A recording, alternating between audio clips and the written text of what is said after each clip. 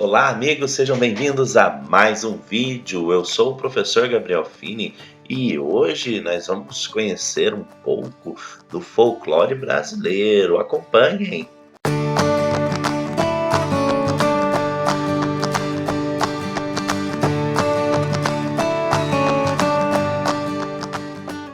Nosso folclore ele tem muitas histórias, mas antes de conhecer, você já deixou seu like? Ele é muito importante, pois ajuda o nosso canal a continuar crescendo.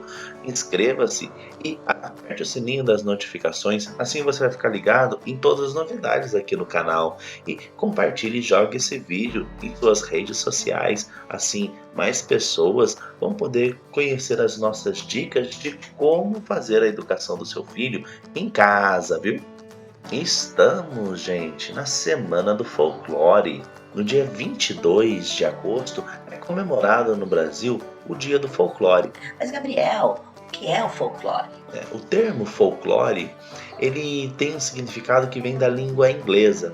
A palavra folk, ela quer dizer povo, raça, etnia. A palavra lore tem a ver com ensino, com educação, com transmissão. Então, quando você junta esses dois termos, folklore, os ingleses chamavam de conhecimento do povo, conhecimento popular. Apesar da gente estar vivendo um período onde tudo tem que ter base científica, muito do conhecimento popular ele é aplicado à nossa vida.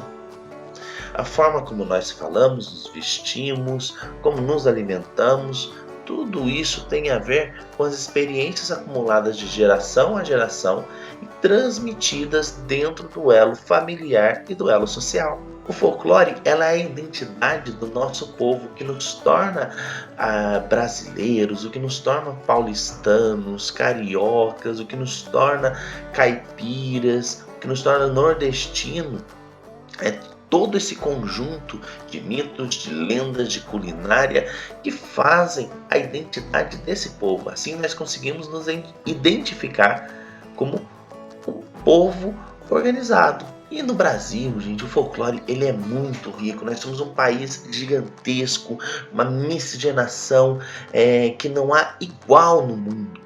Então, muitas histórias que nós contamos, que nós conhecemos, ela vem exatamente de diversas culturas. Então, no Brasil, nós temos a influência da Europa, da África e dos povos indígenas nessa composição do folclore. E hoje nós vamos conhecer uma história muito interessante do nosso folclore brasileiro. Vamos conhecer esses mitos e essas lendas. Então fiquem ligados até o final do vídeo e acompanhem a nossa história.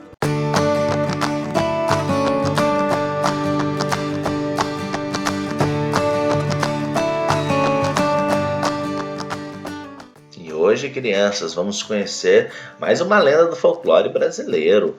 Hoje, essa lenda é uma mistura dos povos portugueses com os povos africanos, que é a lenda do Saci Pererê. O Saci Pererê é uma lenda que ela tem várias ramificações dentro da nossa cultura, mas ela predomina dentro da cultura caipira. Então, Mato Grosso do Sul, Mato Grosso, Goiás, São Paulo, Minas Gerais, Paraná, é aqui que essa lenda tem maior força.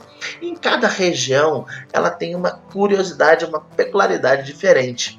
Vou contar para vocês como essa história é transmitida aqui na nossa região do Vale do Paraíba. O Saci ele ficou muito conhecido dentro do universo do Sítio do Pica-Pau Amarelo. Monteiro Lobato foi um dos principais autores brasileiros que registraram e trouxeram para a literatura as lendas do nosso folclore brasileiro. Saci Pererê era um dos personagens dentro do Sítio do Pica-Pau Amarelo.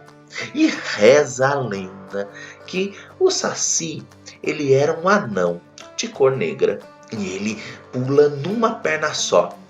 E ele era muito peralta, às vezes maldoso, às vezes futriqueiro, mas muitas vezes um rapazinho que adorava fazer uma arte. Toda a bagunça que havia no sítio era atribuída ao Saci. Então, quando a crina do cavalo estava toda torcida e tinha que o peão ir lá e esfregar, a culpa era do Saci.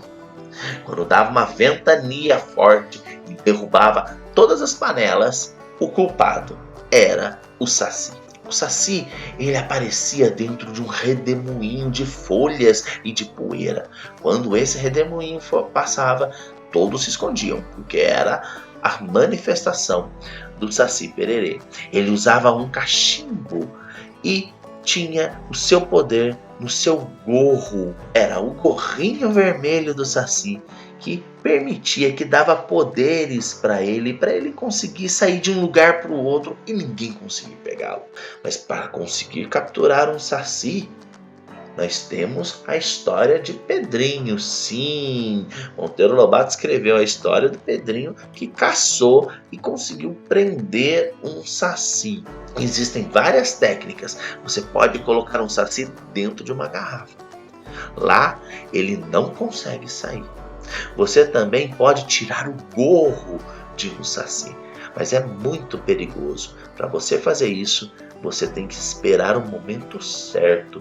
Quando ele está num rodamuinho, você jogar uma peneira em cima dele, você consegue prendê-lo ali dentro e retirar o seu gorrinho. Sem ele, aquele Peralta, aquele menino sapeca, ele se torna uma criança indefesa. Mas cuidado, tenham muito cuidado, pois o lugar preferido de fabricação de sacis são os bambuzeiros. Exatamente, aquelas toceiras de bambu que há nos pastos e perto das rodovias. Ali é o lugar perfeito para o surgimento de um novo saci, então não fique lá parado. Mito, lenda ou verdade? O que importa é que muitas crianças, peraltas, a traquinagem da infância, eram de certa maneira diminuídas pelo medo da criança se tornar um saci ou encontrar o saci de perto. Como eu disse, essas lendas, essas histórias, ela tem função pedagógica, ela tem uma função de ensinar valores e costumes para o povo. Espero que vocês tenham gostado da história. Fiquem com Deus e nos vemos no próximo vídeo. Tchau, tchau!